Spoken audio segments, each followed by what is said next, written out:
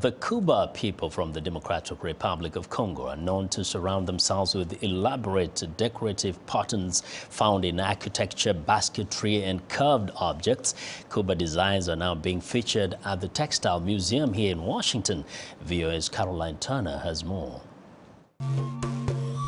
The exhibit is titled Weaving Abstraction. It features works by the Kuba people, a federation of 20 ethnic groups from the Democratic Republic of Congo. The pattern work of the Kuba has fascinated artists and collectors for over a century. Most of these works were done in the late 19th or early 20th century. Textile Museum curator Lee Talbot says the large wall hangings are actually ceremonial skirts. The Kuba Kingdom in Central Africa, the society has many different types of rituals and ceremonies, and many of these incorporate dance and other types of ceremonial events. Many of the textiles that are on view here are ceremonial skirts that would be worn for important dances and ceremonies. The multi-panel skirts were treated as a large-scale canvas. The designs are created by women. They would learn these patterns from their grandmothers and their mothers. These would be passed down through the family.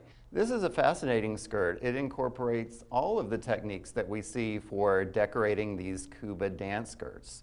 Applique, which you see here, applique, tie-dye, and embroidery. Many patterns display throwing knives and daggers, which are not only weapons, but status symbols. Even more prestigious were bark cloth skirts worn by dignitaries. This one, in fact, is made from bark.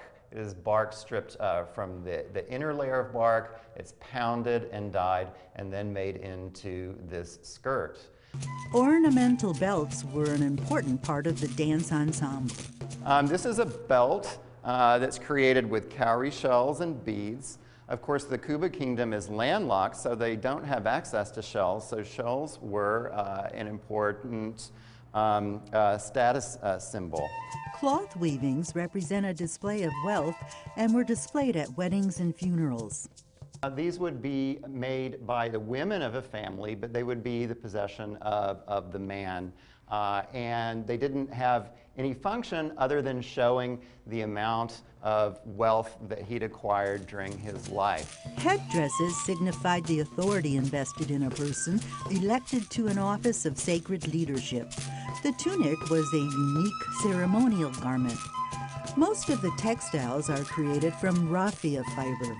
Raffia are made from the inner leaves of the raffia palm tree. They grow to be, usually the fibers are about 20 to 25 inches long, and this determines the shape that we see of most of the raffia woven panels. These are not spun or plied. They keep their original length, and then they are strung onto a loom like you see here. As I mentioned, men generally weave the fabrics, and what you're seeing here is an embroidery. After it's woven, women would embroider the patterns as you see here. Embroidered with a needle and thread, and then it could be cut to create a short pile. Presentation baskets were prized possessions which combined patterns with geometric form.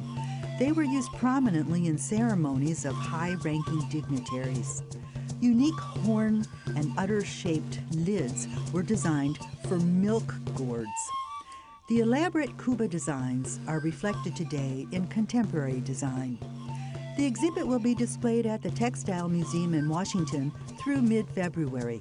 Caroline Turner, VOA News.